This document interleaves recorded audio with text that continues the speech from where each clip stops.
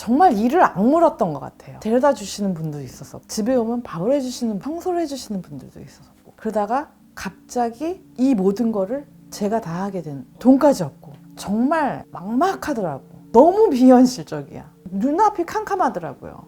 이거 여기서 우는 건 아니니까 잠깐만. 안녕하세요, 미모입니다. 오늘은 나딘하고 이지, 이 두 딸 엄마 역할을 한번 해볼까 합니다. 너는 어떻게 딸 둘을 다 그렇게 잘 키워서 아이비리그를 보냈니? 라고 물어보시는 분들이 많은데 딱히 제가 한 일은 없는 것 같지만 싱글맘으로서 혼자 기르면서 느껴왔던 거, 경험했던 거, 공유하고 싶은 얘기들을 한번 여러분들과 나눠볼까 합니다.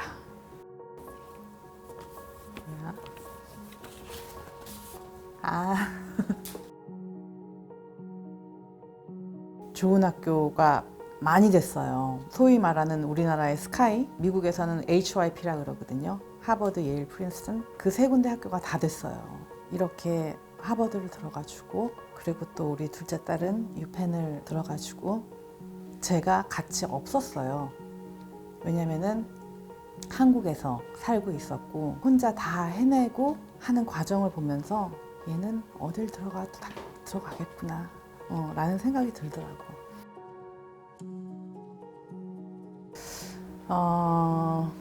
제가 생각하기엔 아이들이 꿈을 갖고 살았던 것 같아요. 꿈을 갖게 해줄 수 있었던 가장 큰 이유는 저는 결핍이라고 생각을 해요. 결핍을 어떻게 본인들이 이겨내면서 오히려 그거를 꿈을 갖게 되는 원동력으로 발전을 시켰는지, 본인이 하고 싶어야지 뭔가를 했을 때 가장 큰 효과가 나온다는 거. 가장 먼저 온 결핍은 저 혼자 싱글맘으로서 애들을 키우다 보니 이제 아빠라는 빈자리가 있는 상태에서 애들이 자랐고, 부유한 생활을 살다가 8살 요때 라이프스타일이 틀려지고 하고 싶은 것들이 있어도 엄마가 경제적으로 뒷받침을 해주지 못하기 때문에 못하고. 근데 결핍을 주실 수는 없어요.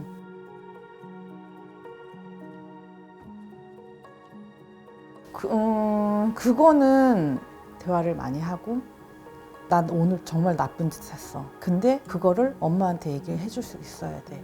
왜냐하면은 엄마는 그 얘기를 듣고 너희를 혼낼 게 아니라 너희를 도와줄 거니까. 애들하고 대화를 해야지만 얘가 왕따를 당하는지 인종차별을 당하는지 뭐 여러 가지 알아야 되기 때문에 한부모 가정이다 보니까 아빠 엄마의 롤을 제가 다 채워줬어야만 했기 때문에 제가 굉장히 많이 노력을 했어요.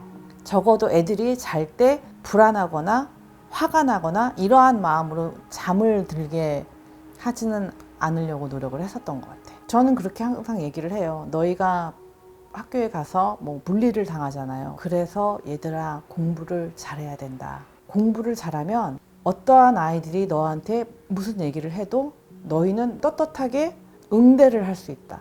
자신감으로 승화를 시켜라 라고 얘기를 항상 해줬던 것 같아요.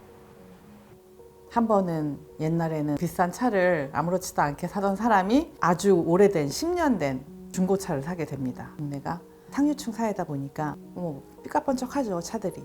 어느 날 애들을 픽업을 해가지고 오는데 이제 첫째가 앞에 타고 둘째가 뒤에 딱 탔는데 갑자기 애가 이렇게 뒤로 이렇게 숙이는 거야. 근데 그걸 제가 이렇게 백밀러로 봤어요. 어머, 서영아, 너 지금 뭐 한 거야? 너 숨은 거야? 그랬어요, 웃으면서. 그랬더니 얼굴을 삐죽삐죽 하더니 이래. 그래서 내가 왜? 창피해? 그랬더니 조금 이래.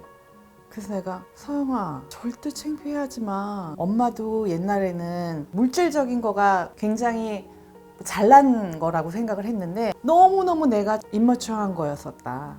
차는 부의 상징이 아니라 단순한 교통수단. 그렇기 때문에 거기에 대해서 네가 창피하지 말아라. 웃으면서 얘기를 했어요. 그러니까 그런 식으로 애들한테 엄마가 너희를 데리러 갈 수 있다는 것만으로도 충분하다고 생각해야 된다 라고 얘기를 해준 그런 에피소드가 있었고. 이제 차를 직접 몰고 진짜 정말 책임감이 대단하신가?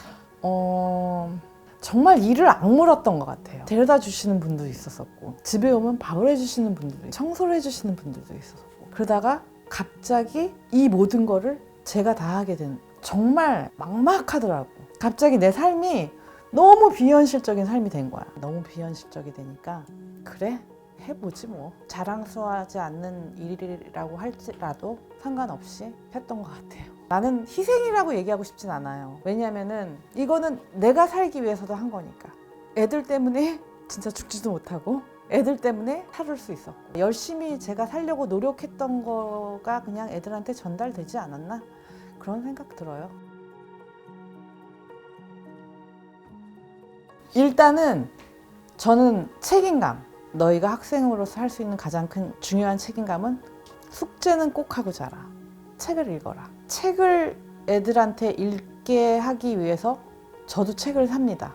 제가 실천하는 모습을 보여줘야만 했기 때문에 애들이 공부를 잘 하게 된 거는 사실 의욕이 가장 중요해요. 초등학교 때는 공부 잘하고 안 하고 그런 거 잘 몰라요. 그냥 학교 가서 그냥 선생님 말 잘 듣고 말썽만 안 부리면 돼요. 근데 이제 중학교 때서부터 이제 그레이딩 시스템이 나오거든요. 그때서부터는 이제 내가 뭘 받았나, 그 중에서 어디에 속하나 라는 이 기준이 생기잖아요. 그때서부터 A를 받아야 된다 얘들아. A를 목표로 하자. B를 받아도 상관없지만 A를 받으면 얼마나 좋겠니? 자기 성적표를 봤을 때 자기가 가지는 그 뿌듯함, 성취감 그런 것들이 애들한테 어떠한 굉장히 큰 모티베이션이 됐었던 것 같아.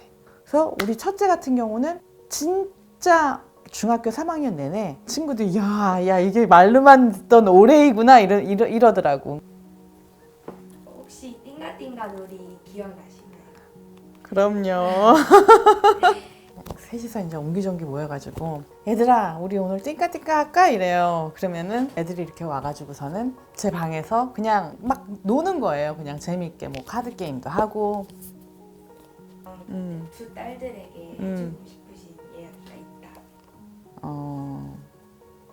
첫째한테는 첫째 꿈이 서전이 되는 게 꿈이거든요.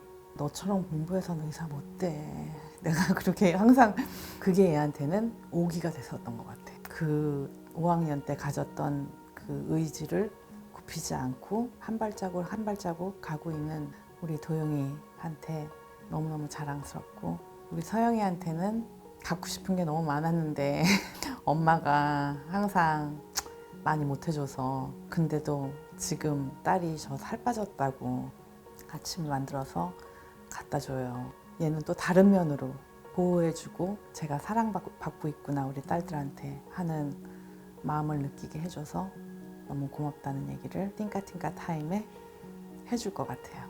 그러면 마지막으로 그때 이모님에게 해주고 싶은 그때 나한테 네. 이것도 눈물 나올 것 같은데 잘 참았다. 고생 많았다. 기특하다. 그렇게 얘기해주고 싶어요.